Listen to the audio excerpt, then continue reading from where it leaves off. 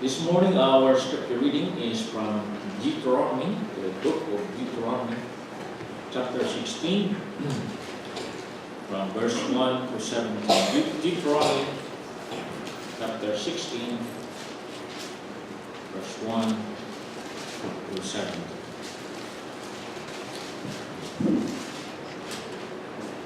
Deuteronomy, chapter 16, verse 1 through 7. I'm reading from the NASB version of the Bible, and you can follow silently in your particular version. Deuteronomy chapter 16, reading now. Observe the month of Abib, and celebrate the Passover of the Lord your God. For in the month of Abib the Lord your God brought you out of Egypt by night. You shall sacrifice the Passover to the Lord your God from the flock and the herd, in the place where the Lord chooses to establish his name. You shall not eat leavened bread with it. 7 days you shall eat with it unleavened bread, the bread of affliction. For you came out of the land of Egypt in haste, so that you may remember all the days of your life, the day when you came out of the land of Egypt. For 7 days no leaven shall be seen with you in all your territory, and none of the flesh which you sacrifice on the evening of the first day shall remain overnight until morning. You are not allowed to sacrifice the Passover in any of your towns which the Lord your God is giving you, but at the place where the Lord your God chooses to establish his name. You shall sacrifice the Passover in the evening at sunset, at the time that you came out of Egypt.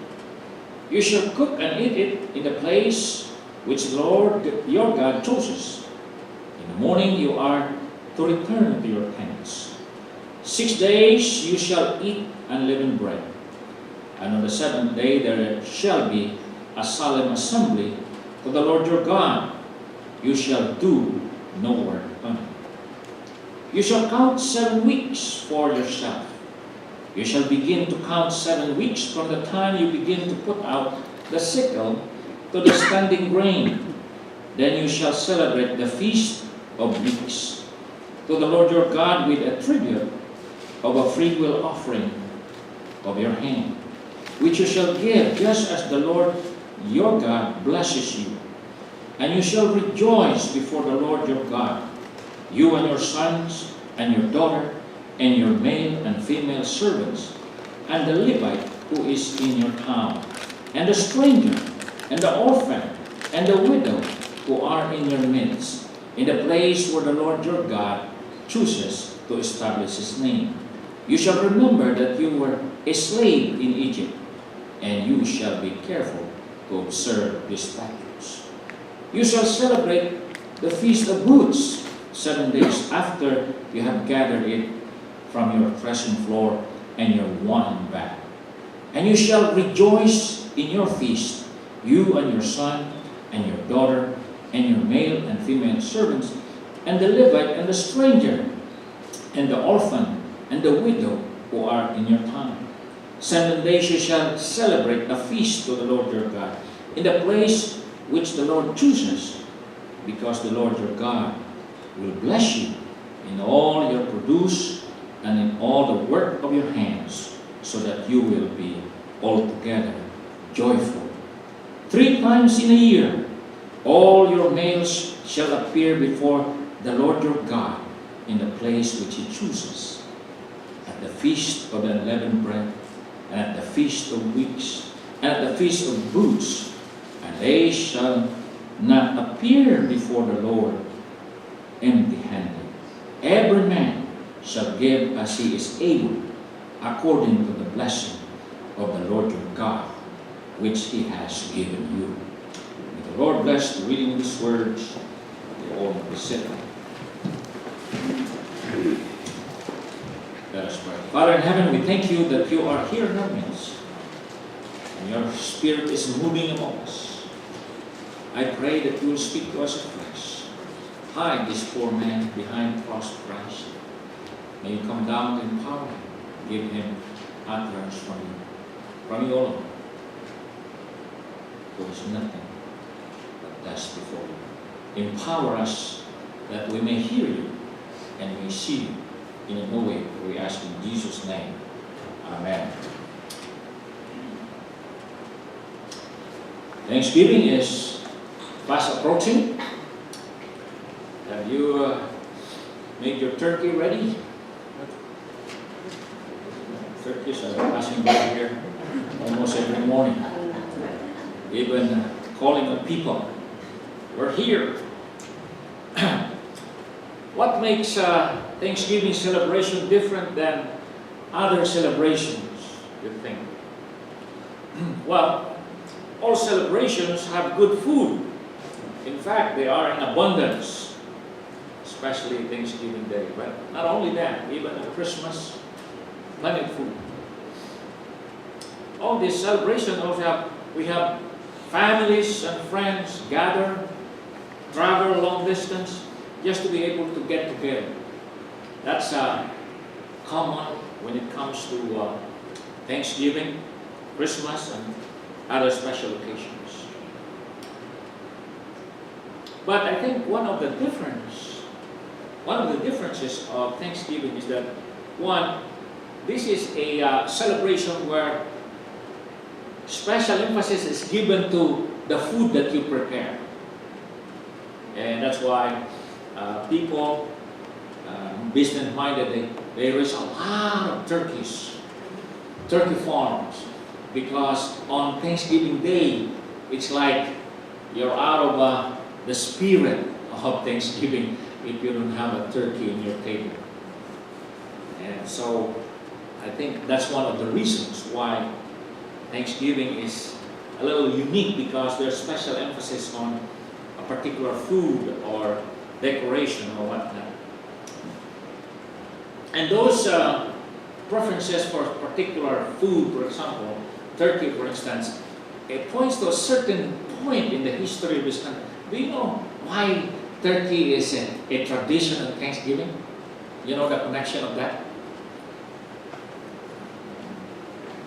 Why turkey? Why not pig or rooster? Well, because they say when the pilgrims who survived the winter made that celebration, the Indians came. And they did not come just to join and eat. They came with turkeys on their hands to contribute to the food for that celebration. And since then,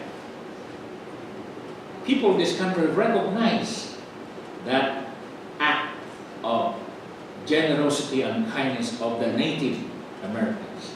And that's the beginning of a turkey dinner because of it. Now at least you know. I'm glad you came to church this morning. Now you know why there's turkey. That's the connection. And this is a feast really. A feast. We call that in Spanish fiesta. In Tagalog, fiesta rin. Since we learn Spanish. And the Bible has a lot of feasts, you know that? There are more feasts, I guess, in the Bible than in other places, that in other book that you can read.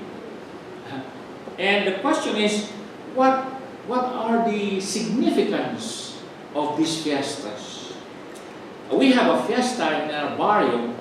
The name of our barrio is Magdalena, Barrio Magdalena, province of Aniniin, town of Antique, the oldest town, province of Antique, the oldest province in the Philippines. Can't be older than Antique.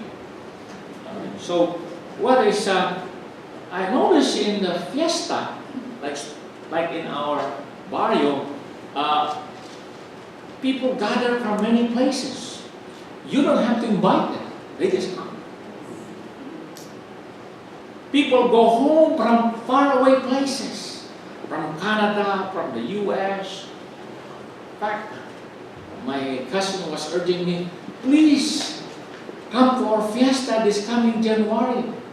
You haven't attended our fiesta for many, many years. Yes, maybe over 30 years, 40 years. But you see, fiesta is more than just good food and fun and games.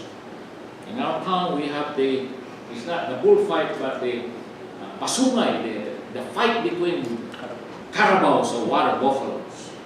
Those mean horns.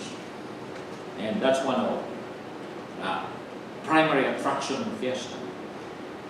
One thing about these fiestas, there is always something for everyone in the fiesta. Notice that? The boys, the girls, everybody, even the senior citizens. You can always get something in the fiesta.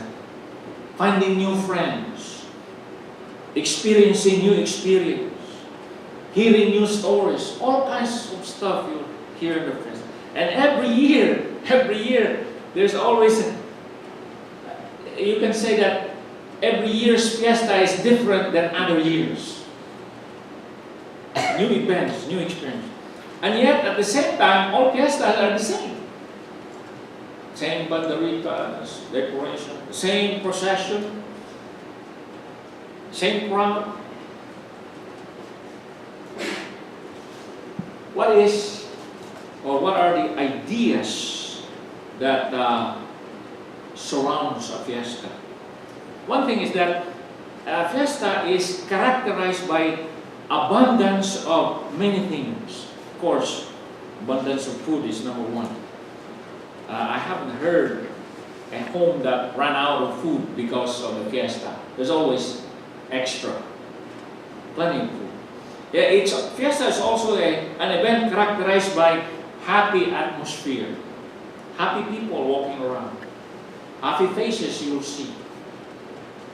In the song of Shelby Alatorre, the food ran out, or almost exhausted, but the homemaker, they're still smiling and happy. They're happy that things are gone because it's a fiesta.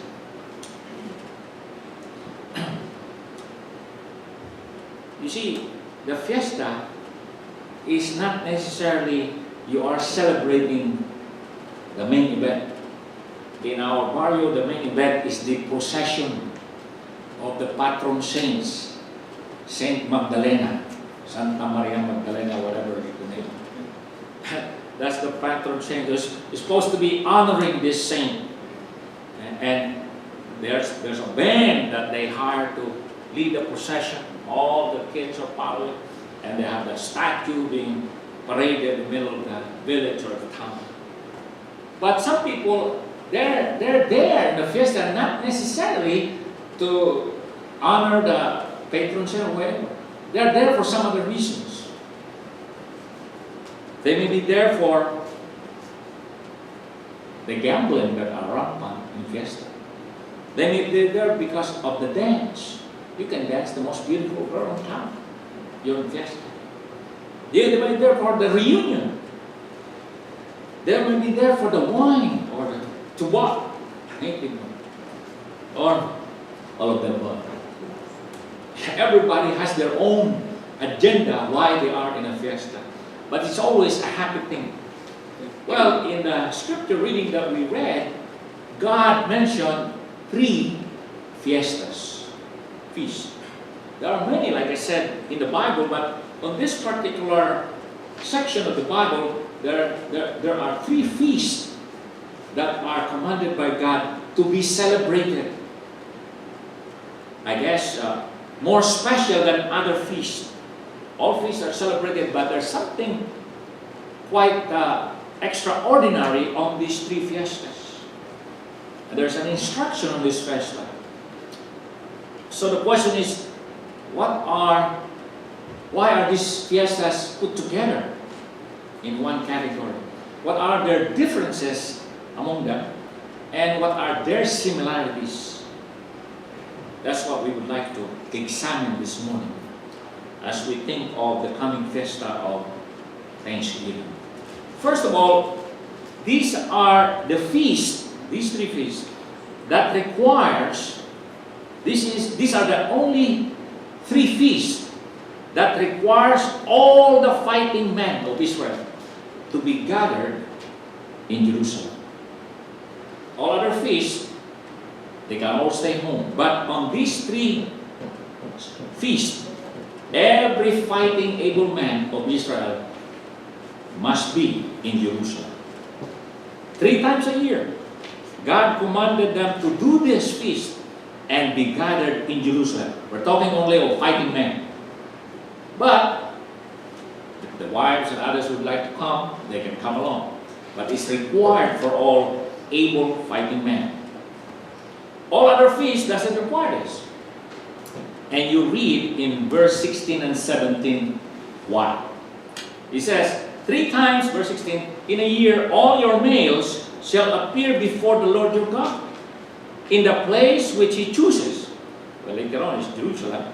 At the feast of the unleavened bread, which is the Passover, and at the feast of weeks, which is the Pentecost, and at the feast of the booths.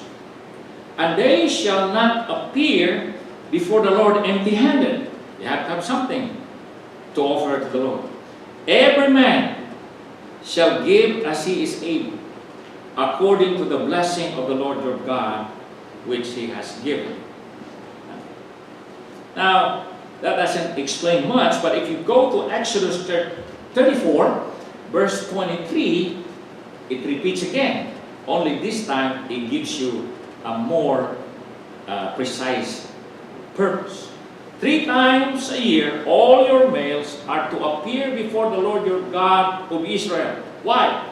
For I will drive out nations before you, and enlarge your borders, and no man shall covet your land when you go up 3 times a year to appear before the Lord your God.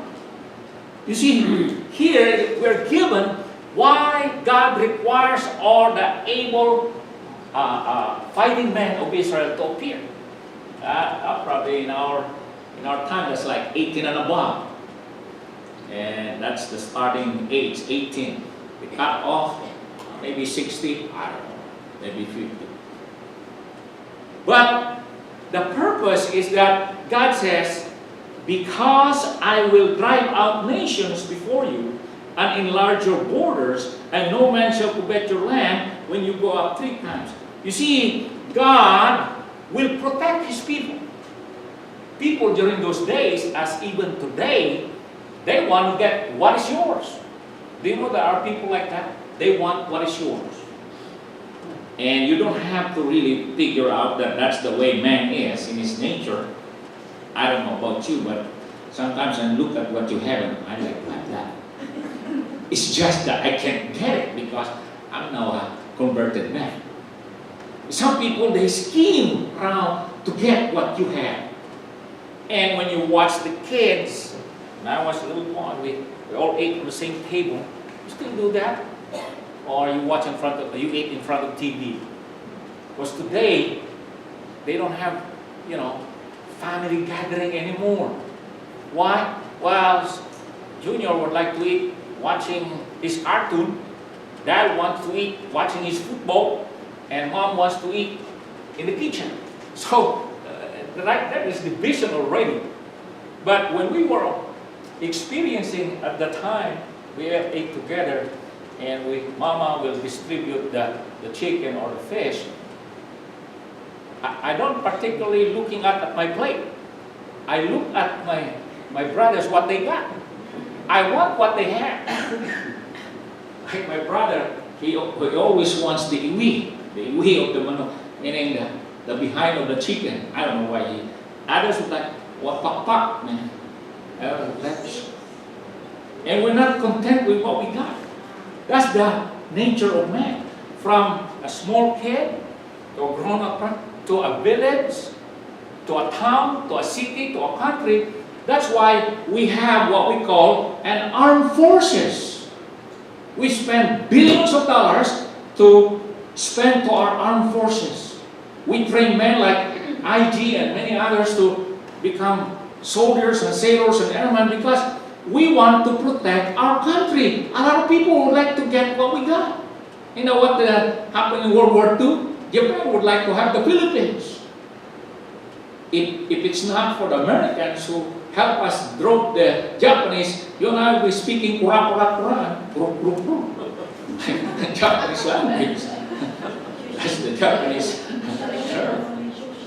Yeah. And if we got defeated by the Nazis, you and I will be speaking Hapon Huken and all that stuff. But you see, we have people who are protecting us. And God said, that's what He said to Israel, you know what? I'm going to bring you to a land flowing with milk and honey. I will bless you there. I will do this. I will multiply you. And guess what? The Amalekites want to get that. Remember Gideon? He has to hide, raising his grain because the Amalekites are there. Going to harvest all their crops. They're just waiting for all your flocks to multiply and they want to gather them. And God says, I'm not going to let that happen. Not going to let that happen. But God says, I'm not going to send the angels of heaven to protect you. How many angels God need if He wants to protect them? How many angels do you think God need if He would send an angel to protect Israel? How many angels you need? Maybe one tired angel is enough to wipe out all the enemies of Israel. That would be enough. Oh, but God doesn't do that. He said, I want you to do my job. God said, I'm going to bless you, I'm going to protect you, but I want you to do the job of protecting. I will deliver you from your enemies, but guess who was going to do the fighting? Not the angels, you, your fighting man. Guess what? If God would like to convert people in this town, in this country, He would do it really fast by sending one angel. He can convert thousands maybe in one day. But God doesn't do that. When was the last time you saw an angel preaching? Except here in Delta, they don't recognize there's an angel preaching here. Once a month. That's not me, once a month. Pastor James preaches once a month. He may be an angel. But you see, I haven't read in this Bible where God sent an angel to do the evangelization or witnessing or mission work. No, they are not given that privilege. They are not given the business of commanding an army to defeat the Amalekites. Gideon was given that, even though he was scared at first. To conquering the promised land, the job was given to Joshua. And many other battles. God uses people to do His job. And guess what? In this church, you're one of them that God would like to use if you make yourself available. Sometimes we got a lot of things going on here, but we don't have that many people who will do it. That's why there's a duplication of job here, job there. I know some of you probably excited to do more. I said, oh, wait a minute, who's going to do it? Some of these people are already overloaded. Maybe you want to do it. It's your suggestion, you do it. They will just help you.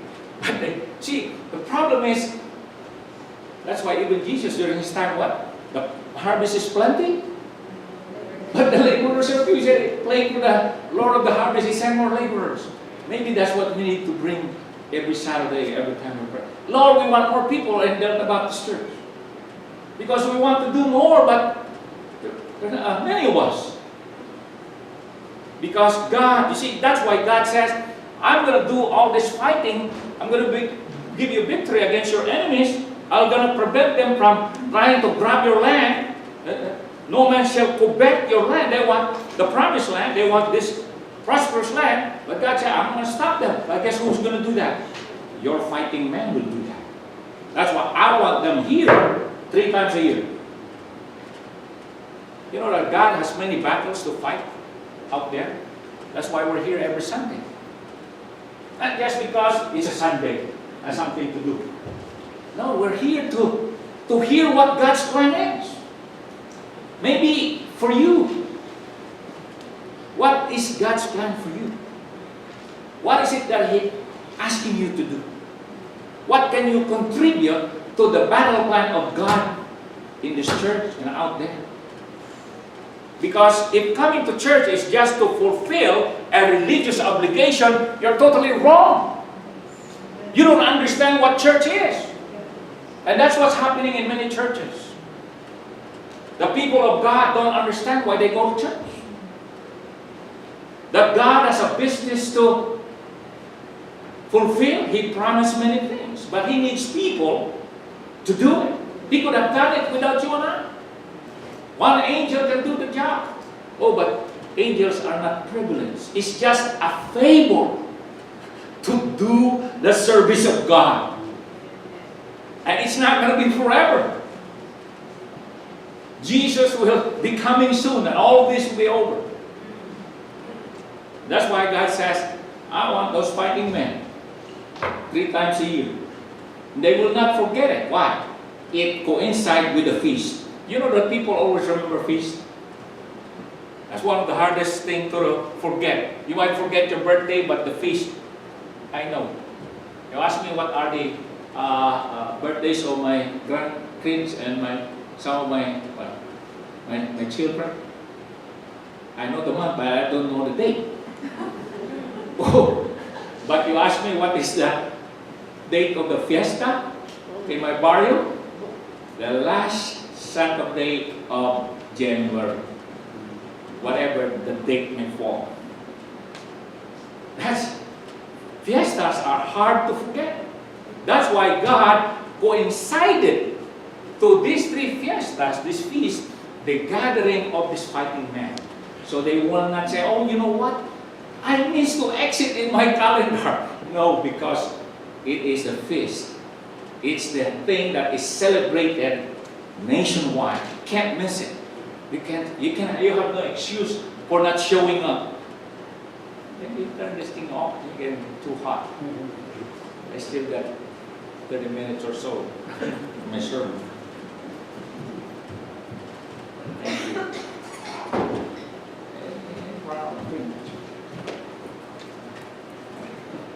I get dry up with this here. That's why God says, it is not good for a man to be alone. She's a Girl Scout. Laging handa. I remember yesterday, on the 45th anniversary celebration of Faith Bible Church, there was one pastor who said, God, if you want me to be a pastor, you have to give me a wife. And he was given a wife. A beautiful one too. And so, it's an extra, it's not part of the sermon. But you see, if God calls you to do something, He will enable you to do it. Some people say, I don't know what God wants me to do because you're not interested. That's why God's not giving you. You got it, but you don't pay attention. So, we know why these fighting men are called, and it coincides to these 3 feasts, so that they will not forget that they have to show up. Oh, and because there is a promise that God made. And God, when He made a promise, He fulfills. And He will fulfill it through His own people. That's right. If God will do something, He's not going to call an unbeliever to do it. Although in history sometimes, in God's sovereign will, sometimes He uses a person who is not part of His own people, like Cyrus the Great, Nebuchadnezzar, these are pagans. Somehow God break through in the lives of His people to reveal Himself, just like what He did to Abraham, and accomplish God's plan. You see, today God has a battle to fight against Satan. You know that? Satan is always at war with God. He's always at war with your soul. God is not only fighting Satan, He is also fighting against evil in this world. He's also fighting against enemies of the gospel. There are many who wants to stop the gospel from being heard. There are so many battles raging around this world, and God is looking for fighting men and women. No longer just men. This is the Old Testament. But God is looking for His own people to do the fighting. Are you one of them? That's why like I said, that's why we're in church every Sunday. Why? Because the battle is every day. Battle is every day. In fact, in many churches, they meet 3 times a week. They have 3 services a week. Well, what is that? Morning worship service, evening worship service, and midweek worship service. That's why Pastor Nasita says, you preach 3 times a week, it'll take you 4 or 5 years to cover almost all of the Bible, the main teaching tool. 4 or 5 years, 3 times a week. We only meet once a week. That means 4 times 3. It'll take me 12 years to do what He said I should do. I don't know I can last that long. I'm ready to go. But I'm saying that this business of church is not for a weak. This is for the strong. That's why God said, I want all the fighting men. Those are strong men. And today God is looking for strong people. Are you strong? Maybe you can pick up a 50-pound weight. Do you know that if you're a nurse, you have to be strong? Yes. Yeah. That's why when I was new in the service, we met some nurses in Philadelphia who came to Norfolk to try to see where to get these crabs. But there's so many nurses, they said they're not only here for the crabs, they're also looking for sailors they can marry. And that's true. And they say, see that officer there? He's a lieutenant. But look at his car. It's only a Ford, regular car. Oh, but that Filipino there, he only got 3 stripes. IG got 2. That means he's a seaman apprentice. But many Filipinos only got 3. That's a seaman. Oh, that means not much payment, right? Oh, but he drives a Lincoln. Why is that? Because he's married to a colonel. What colonel? Yeah. RN. Her pay is like a colonel. So that's how it goes. I'm telling you that in this business of serving God, we are called to accomplish what only God